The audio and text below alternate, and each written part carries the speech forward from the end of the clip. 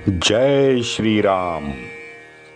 भारत भू का सच्चा इतिहास एवं छिपाए गए तथ्य को आपके समक्ष रखने का ये प्रामाणिक प्रयास है।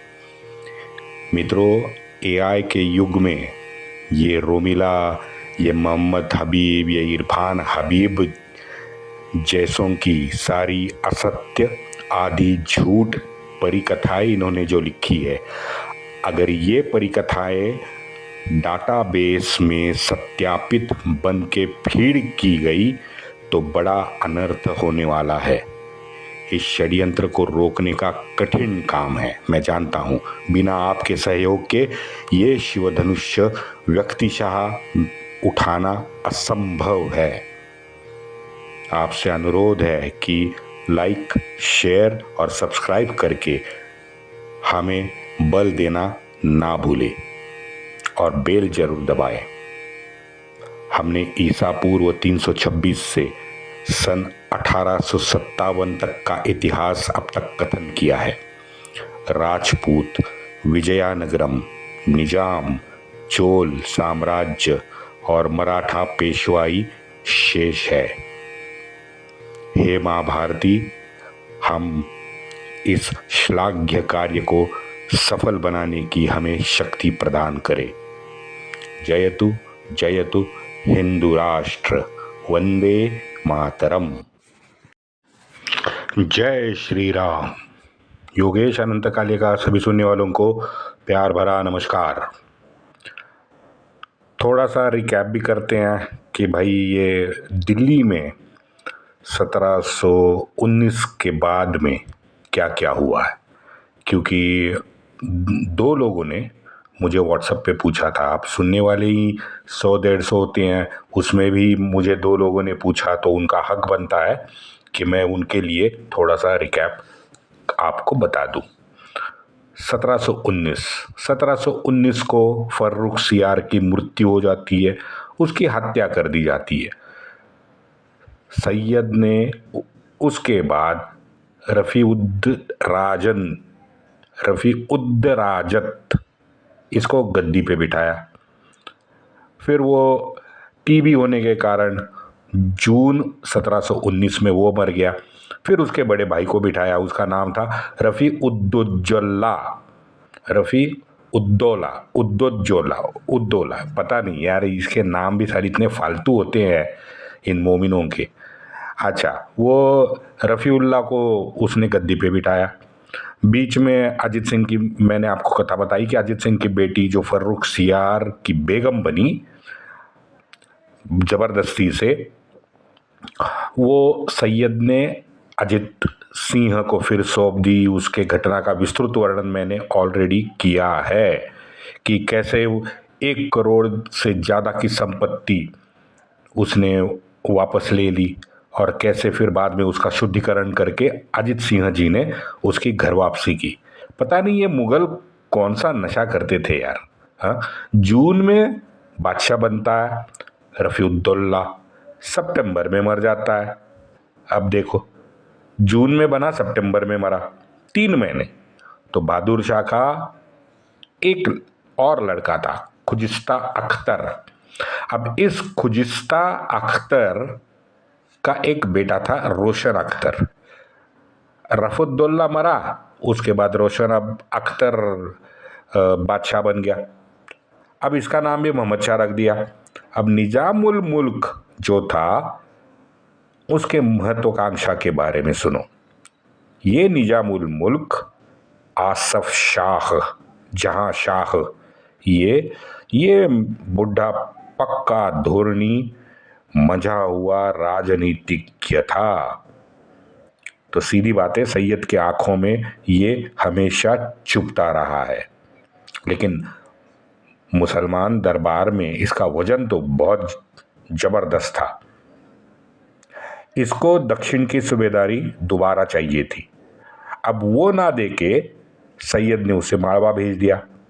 मालवा में धूर्त निजाम ने धैर्य रख के इस सैयद बंधुओं से दिल्ली के शांतता बना के रखी है।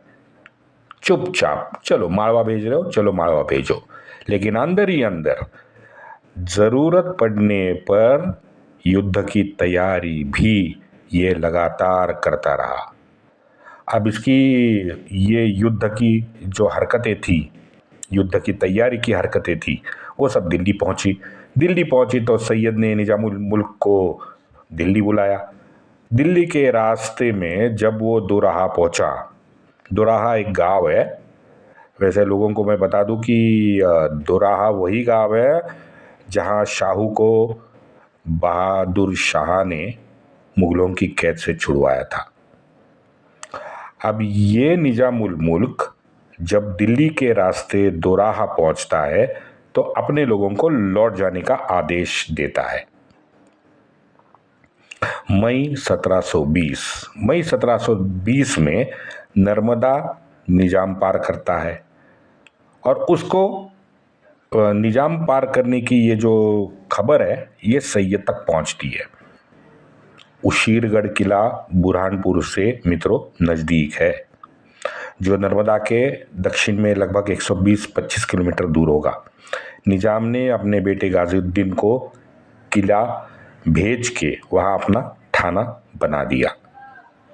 किलेदार था अबू ताली खान। अबू ताली खान को तुरंत कैद कर लिया गया। इसके बाद निजाम तापी के उत्तर तट पर, मैं बुरहान लाल बाग जिसे कहते हैं ना, वो बुरहानपुर के नज़दीक लाल बाग में दाखिल हुआ।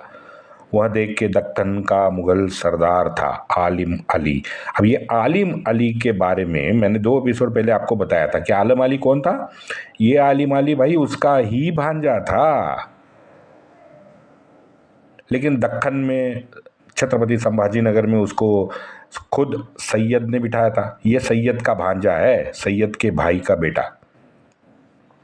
ये दक्कन का मुगल सूबेदार सैयद ने बनाया था।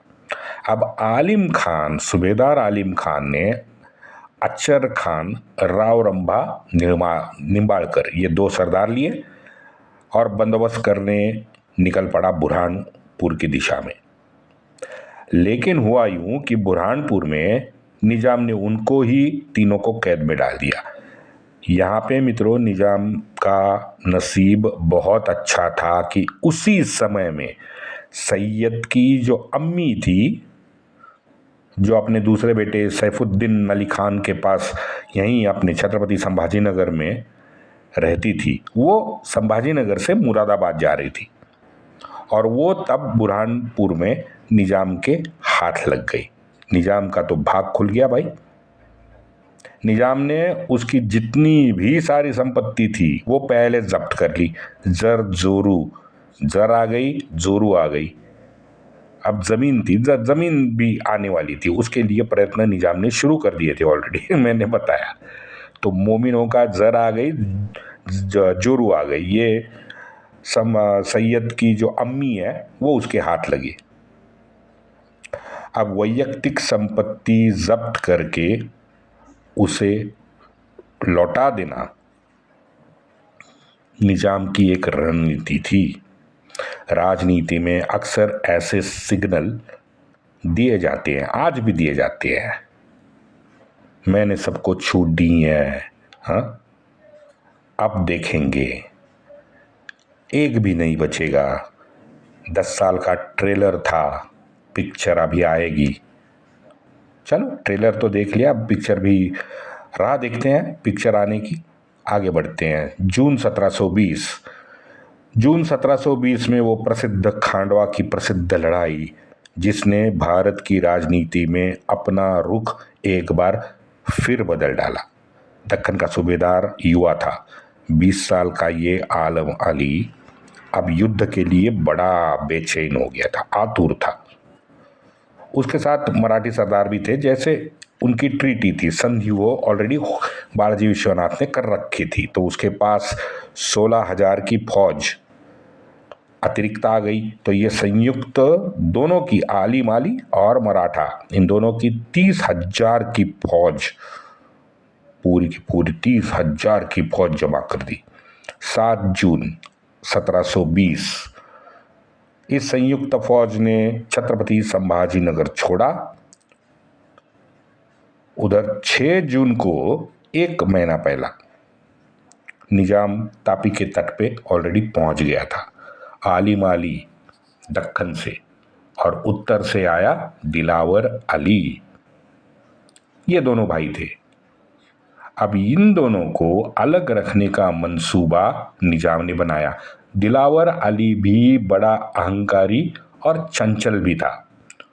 छोटी मोटी चीज पे सैयद से बहुत बहुत ज्यादा उसने पूर्व में डांट खाई थी। तो वो अहंकारी था, तो चिढ़ गया, वो उठा और चल पड़ा निजाम पे हमला करने। अच्छा, नशे में धुत दिलावर ने सैयद को एक पत्र लिख के खरी खोटी भी सुनाई है। विनाश काले विपरीत बुद्धि, ये होता है, नशा आपसे ये करवाता है। वैसे एक भारत में आधेड़ उम्र का 55 साल का युवा नेता भी है, वो भी नशे में 20 साल से बड़बड़ कर रहा है। आगे बढ़ते हैं। अपनी ये 15,000 की सेना लेकर जो उत्तर से दिलावर अली के साथ आई थी, वो लेके दिलावर अली पहुंचा रतनगढ़। कहते हैं कि खांडवा के नज़दीक एक हुसैनपुर गांव है। तो हुसैनपुर गांव के सफ़ेद पहाड़ के पास इसकी दिलावर और निजाम की लड़ाई शुरू हो गई। लड़ाई 5 दिन चली और कहते हैं बड़े संघर्ष में दिलावर और उसके कई प्रमुख सरदार काटे भी गए। 5 दिन में भीम सिंह उसमें काटा गया। गाज सिंह का नाम लिखा है। ये गाज सिंह कौन है मुझे नहीं पता, लेकिन नाम लिखा है, कोई राजपूत ही होगा, सीधी बात है। बड़ा भीषण मित्रों ये युद्ध था। तो इसमें संधि वार्ता की कोई गुंजाइश बचती ही नहीं है। या हम रहेंगे या तुम रहोगे, यही अंतिम उद्देश्य बचता, और ये लड़ाई में भी यही अंतिम उद्देश्य बचा रहा। शब्द प्रयोग किया है लेखकों ने कि आसमंत लाल हो गया। इससे समझ आता है कि यहाँ जीवित हानि बहुत बहुत ज़्यादा हो गई। बीच रास्ते में दक्कन से निकले आलिम को ये खबर पहुंची कि भाई दिलावर तो हार गया है। तो उसके पाँव भी ठंडे हो गए, वहीं जहाँ था वहीं ठंडे हो गए। 5 जुलाई को ये खबर सैयद के पास पहुंची दिल्ली में। तो सैयद के भी हाथ पांव फूल गए कि भाई ऐसे कैसे हुआ। 16,000 की फौज थी, हलचल मची दिल्ली में। अच्छा, इसमें और एक पेज था, वो मैं बताना चाहता हूँ। हुसैन सैयद का सारा परिवार छत्रपति संभाजीनगर दक्कन में रहता था। तो उसकी सुरक्षा को लेके हुसैन सैयद बहुत परेशान करता था। लेकिन क्या करता बेचारा, आप बताइए। उसकी अपनी जात की ये घिनौनी जो करतूतें थी और घिनौनी सोच थी, वो उसको पता थी। महिला बच्चों को बचाना, बलात्कार वगैरह से बचाना, और LGBTQ लवर भी तो सूफी वाले होते हैं, हाँ, उसकी भी गैंग से हुसैन को डर लगा। अब हुसैन को डर लगना स्वाभाविक था, क्योंकि वो अंदर की सभी बातें जानता था, क्योंकि वो खुद मोमिन था। तो हुसैन डर गया कि भाई महिला बच्चों को तो बचाया जाए। तो हुसैन ने निजाम को एक पत्र लिखा कि भाई दिलावर ने हमसे गद्दारी की थी, मेरे हुक्म के विरुद्ध जाकर दिलावर ने ये काम किया था, उस गद्दारी की आपने उसे सजा दी। ये पत्र लिखता है हुसैन सैयद निजाम को। आगे पत्र में फिर सैयद ने दक्कन की आलम अली को गद्दारी करके उसकी भी सूबेदारी वापस ले ली। सारी दक्कन की सूबेदारी निजाम को फिर लौट दी। सिर्फ ये पत्र में कहा कि शाही फरमान उसके साथ भेज दिए, पत्र के साथ भेज दिया है। अब ये सैयद की संपूर्ण हार का मित्रों नज़ारा है। दिलावर मार दिया गया, आलिम अली को भी यहाँ से उसको निकाल दिया, और निजाम को फिर जो चाहिए था वो निजाम को फिर एक बार मिल गया। ये एक लड़ाई से निजाम बलवान होता रहा। तो अपनी बेबसी पर सैयद बहुत चिंतित हुआ। अब आलिम अली संभाजी नगर वापस लौटा था, तो निजाम ने बड़ी धूर्तता से उसको पत्र लिखा है। पत्र अवेलेबल है, पत्र में निजाम लिखता है, मैं तब निजाम बाय द वे बुरहानपुर से लड़ाई जीत के लौट रहा था। 27 जून का पत्र है ये। 27 जून के पत्र में निजाम आलिम अली को ये कहता है कि आप हमें सूबेदारी बहाल नहीं कर रहे हो, जो कोई बात नहीं, मैं अब आपसे शत्रुता चाहता ही नहीं हूँ। मैं चाहता हूँ कि इस अविश्वास के वातावरण में मैं अपना, अभी तो मेरा मन ऊब चुका है, तो ये मन उबने के कारण मैं मक्का जाके उर्वरित अपना पूरा आयुष्य चिंतन मनन में गुजारूं। तो अब मेरे मन में कोई शत्रुता आपके लिए नहीं बची है। जाहिर है ये वाक्य कूटनीति का वाक्य है। हाँ, पत्र लिख रहा है 20 साल के आलम को। जो उसका इम्पैक्ट होना था वही हुआ कि भाई ये 20 साल का आलम है, वो तो पत्र देख के उछल गया, आनंदित हो गया, अपनी सारी ताकत से निजाम को सहमा देखकर उसका अहंकार 7वें आसमान पे जैसे उड़ रहा था। आलिम के बाकी साथीदारों ने बार बार संभाजीनगर में आशंका जताई, तो आलिम जरा सावध हो गया। आलिम ने उनकी बात भी सुनने की कोशिश की है। 2-3 बार तो काजी की और उसकी आंतरिक मीटिंग हुई है। पता नहीं सच है झूठ है, क्योंकि इतिहास में आलिम अली ने वही गलती की है जो उसके खानदान के सभी लोगों ने की है। अब इन लोगों ने दरबारी, आलिम अली के दरबारियों ने संभाजीनगर में उसको सुझाव दिया कि भाई आलम दक्कन में संभाजीनगर से 100 किलोमीटर दूर पुणे के पास अहमदनगर निकल जाए। मराठा सरदार भी अपनी फौज लेके निजाम के पीछे जाए और निजाम को गोरिल्ला युद्ध से सताए रखे। लेकिन इस हरकत करने से इनकार करके आलिम ने फिर एक बार निजाम से लड़ने का, आमने सामने की लड़ाई लड़ने का निश्चय किया है। निजाम बुरहानपुर से पूर्णा के तट पे जब पहुंचा लौटते समय, तो तालाब हरताड़ा तक वो पहुंच चुका था। वर्षा ऋतु प्रारंभ हो चुका था। पानी और कीचड़ के रास्ते में चलना निजाम की फौज को मुश्किल हो रहा था, तो निजाम पूर्णा पार करने की एक योग्य जगह ढूंढ रहा था। मलकापुर के पास वो जगह उसको मिल गई जहां पूर्णा पार की जा सकती थी वहां। लेकिन दूसरे तट पे आलिम खड़ा था। 15 जुलाई 1720, 15 जुलाई को निजाम की फौज ने पूर्णा नदी पार की और वो शेवगांव पहुंचे। योजना के तहत नागपुर के जो भोंसले थे उन्होंने गनीमी कावा के तहत निजाम को परेशान करना शुरू कर दिया। बारिश के चलते खान पान की भी निजाम की समस्या हो रही थी। ना आटा बचा था, ना चावल बचे थे। ऐसे 2-3 बार मोमिनों की ये हुई हालत हुई है, बाद में बताऊंगा इतिहास में। भाई बारिश में जानवर भी वहां दिखाई नहीं दे रहा था, इतनी जोरदार बारिश हो गई थी। आगे फिर बाड़ापुर में जाकर बहुत बहुत मोटे पैसे खर्च करके निजाम को सारा सामान मिला है। आलिम ने भी अपनी तरफ से यहाँ दूसरे तट पे पूरी तैयारी की थी। सारा पैसा सैयद से दिल्ली से आ रहा था। यहाँ सारे मराठा सरदार आलिम अली के साथ दिखाई देते हैं। क्यों? क्योंकि शाहू के मुगल कैद में बिताए 15-20 साल। मित्रों, शाहू जब कैद हुआ तो कुछ 8-10 वर्ष की उम्र होगी उसकी, और मुक्त हुआ 28 साल की उम्र में। तो सारा बचपन शाहू का यही इस्लामी वातावरण में ही उसने बिताया है। तो मुगलों के प्रति उसकी प्रीति, उसका लगाव और उसका वो नेमस्त स्वभाव वो मरते दम तक नहीं गया। मुगलों से प्यार उसको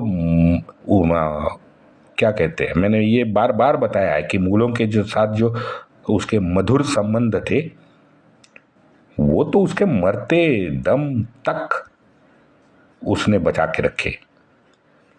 18,000 की तगड़ी मराठी फौज लेके आलिम आली के पास हमारे मराठा सरदार आ गए। वंदे मातरम।